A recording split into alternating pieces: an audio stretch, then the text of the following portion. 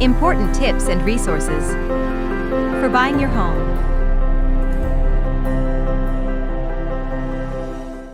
And It's so funny that you said that. This is exactly what has happened to me. So I bought this townhome almost like 12 years ago, and I've seen the positive effect.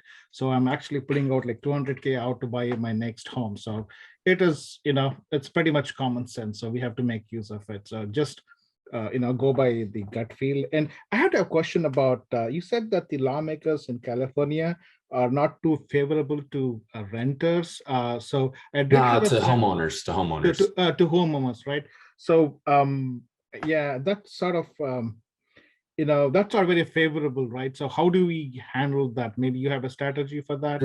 Through extensive pre-qualification. You have a Oh, 10 okay. to 20 page packet and you meet with 50 people and you make sure the person that's renting out your $1 million property has enough income, has no prior crime, has a car so they can get to work, no dogs, cats, doesn't look like they smoke crack, no prior delinquencies. You don't talk to the last landlord, okay? Just like you don't talk to the last employer. Because my employer right now, if Sharad hates me, right, my broker, and I'm going to another brokerage and he feels bad, he wants me to have another job, but he doesn't want it here. You know what that person that they were last in the home with is going to say when they're just trying to, and especially when they know if it goes to court and that person wants to stay, they're not going to be able to get him out of the property. You know what that person's going to say when you call me and I'm the homeowner and I'm trying to get this person out? Yeah, he's the best guy ever. He's amazing. You don't talk to the last landlord. You have them put the last 5 landlords and you talk to the 3 to 5. The last two don't really matter. 3 to 5, you talk to them, figure out their Facebook, Instagram, whatever you got to do after you narrow it down from 50 candidates to 3 to 5.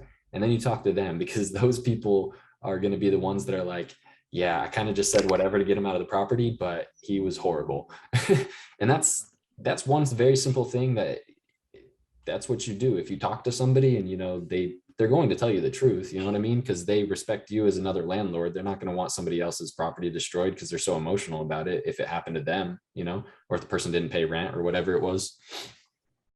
And if they weren't responsible 5 years ago, they're not responsible today. I'm sorry, just people don't usually, unless there's some explanation. Now obviously you can talk to the person and see if the dots are lining up with what they're saying. But if you talk to 5 prior people and they all say that they weren't paying versus you talk to one person and they said yeah they were having a hard time for a couple months, that's perfectly reasonable. Yeah. Thank you. Thanks. But yeah, have you started looking for those homes yet? You said you had the 200,000 that you wanted to use to go look for a new one. Yeah, so I've been researching, Mountain House and Brentwood was my target areas. So, from 2019, I've been seeing, as you said, right, the property values of Mountain House are almost like, 400, 500K up. And there was no $1 million house in Mountain House maybe 2 years ago. Now, almost every alternate house is $1 million. So, yeah. But it's a little unbalanced up there. And so that's what I was talking about at the beginning. I didn't go into it extensively, is that same thing with the San Francisco thing, where people are all confused in these different areas. The water's rising very quickly and it's going to rise for the next 5 years. And then it's going to take 5 years after that for things to settle down and kind of solidify. And they're still going to be going up. It's just most likely going to slow down. And what I mean by that is a bunch of people moved up to Brentwood, picked the best neighborhoods, drove the price up to 1 million, 1.2 million.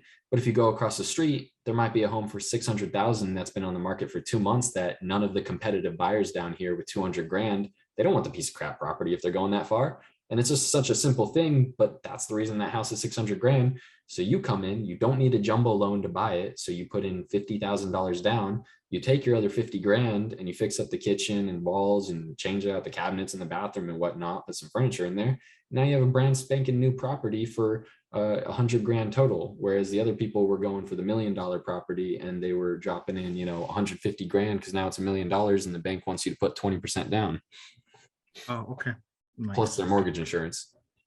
But yeah, Mountain House and Brentwood would be good. Have you started working with an agent yet or anything? Because that's what I can help you. Yeah, sure. Thank you. I've been just doing some groundwork. So the next question is, what are the steps to be pre-approved, right? Do we need the tax returns and stuff like that ready? Yeah. all teed off? I'm not exactly sure about the tax returns, but they're going to take a look at your bank statements, your current work history. They want what the bank is looking for is 2 years at your current job. They don't want you to make any big purchases in the last 6 months to a year. So don't go and buy any cars, boats, jets, anything like that. Join our weekly webinar. Call us now at 408 763 8131 or scan the QR code.